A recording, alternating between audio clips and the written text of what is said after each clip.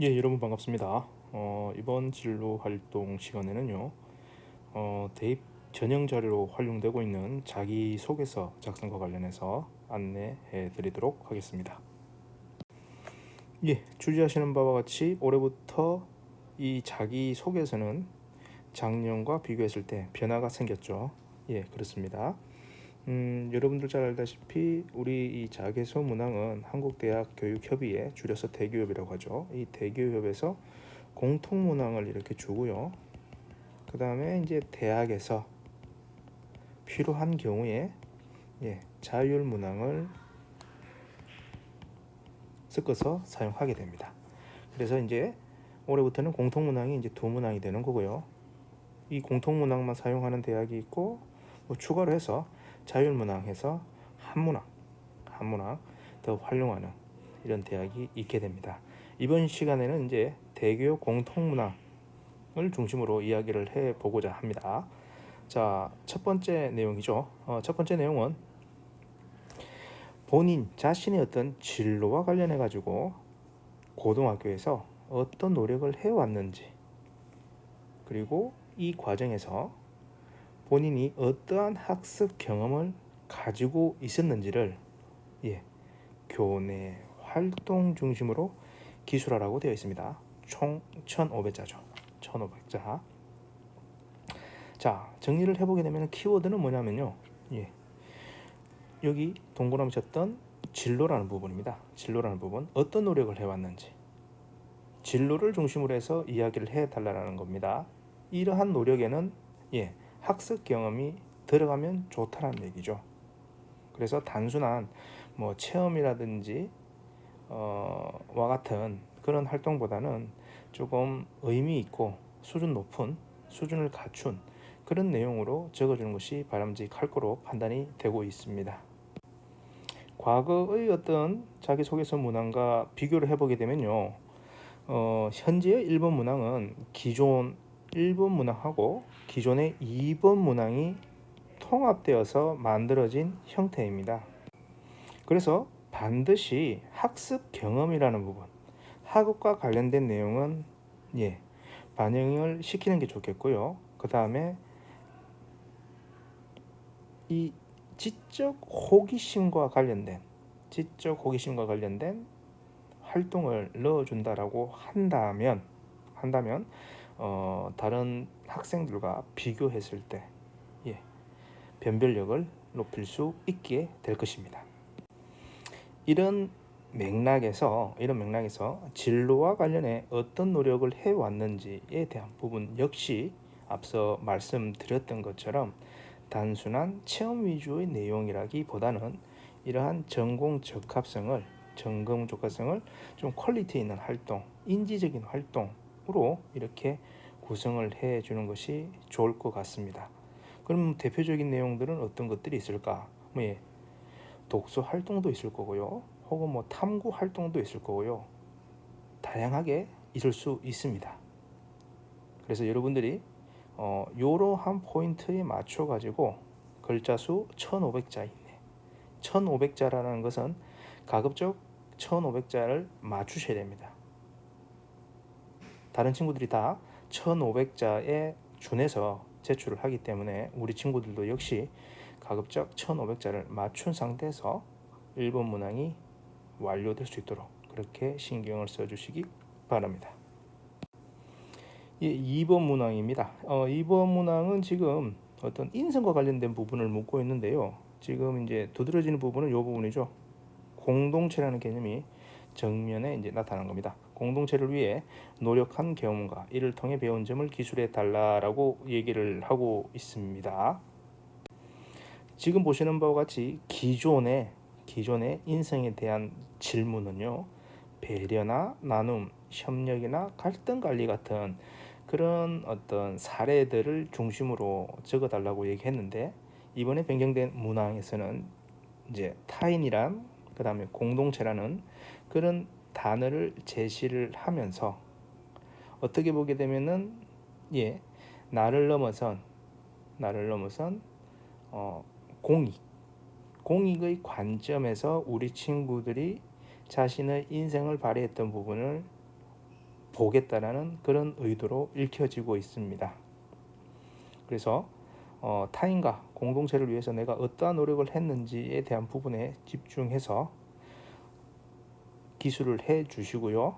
이때는 반드시 왜 그렇게 했는지, 그리고 그 과정에서 나의 역할은 무엇이었고, 그로 인해서 어떠한 변화가 있었고, 그리고 또 그러한 변화가 어떤 긍정적인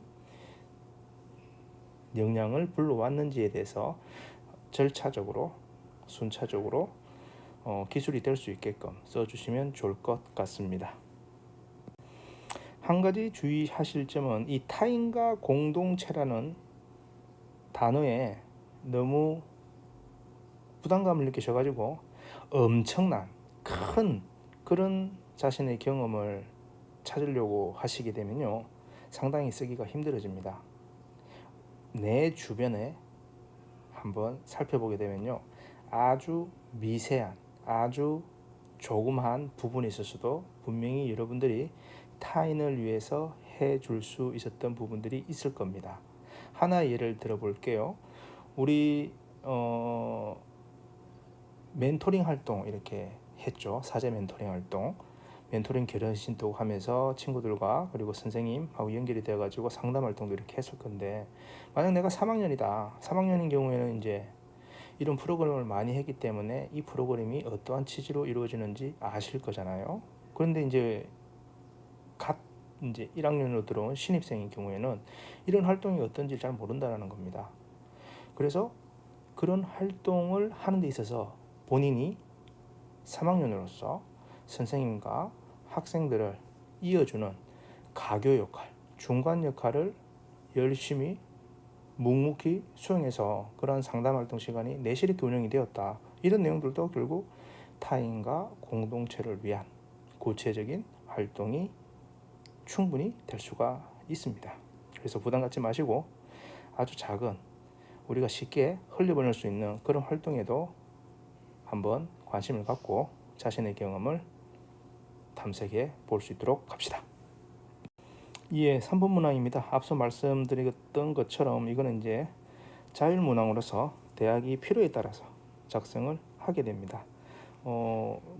내용을 분석을 해보게 되면요, 기본적으로 우리 대학에 왜 지원했느냐는 어떤 동기적인 부분, 그 다음에 입학을 하게 되면은 어떻게 학업을 이수해 나갈 것이냐와 같은 내용들을 주로 이제 묻고 있고요. 추가적으로 더 들어가게 되면은 그러면 우리 학교, 우리 학과에 오기 위해서 고등학교 때 어떤 활동을 했느냐, 이런 식으로 해서 자율문항이 운영되기도 합니다.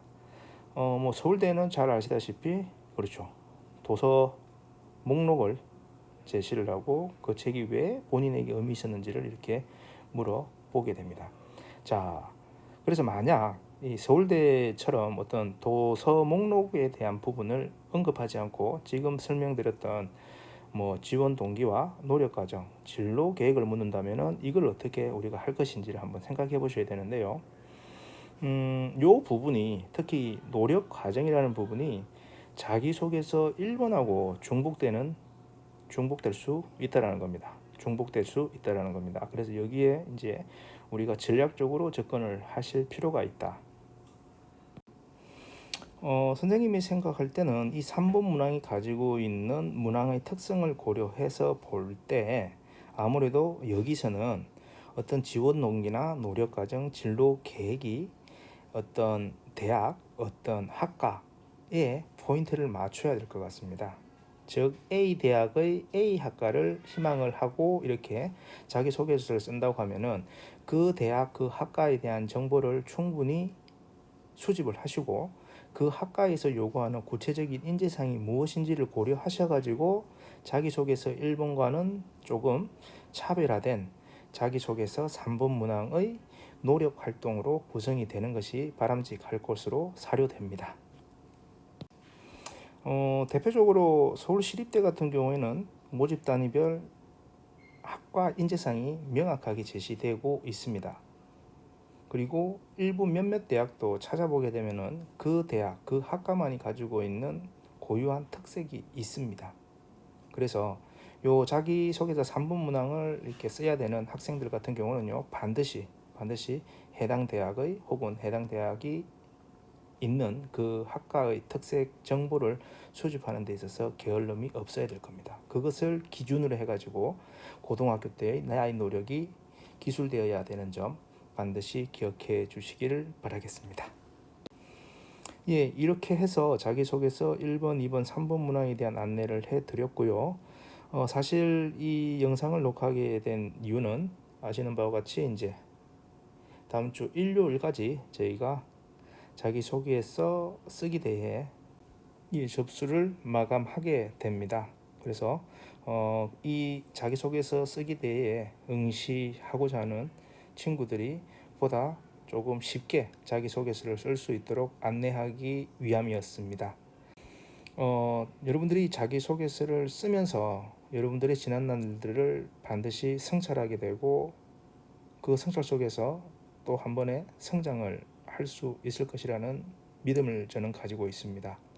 그래서 여러분들 너무 부담 갖지 마시고 여러분들의 지난 노력들을 다시 한 번 더 생각해 본다는 의미로 근본 자기소개서 쓰기 대해 많은 관심과 응모 부탁드리겠습니다. 예, 오늘 수업은 여기서 마치도록 하겠습니다. 수고하셨습니다.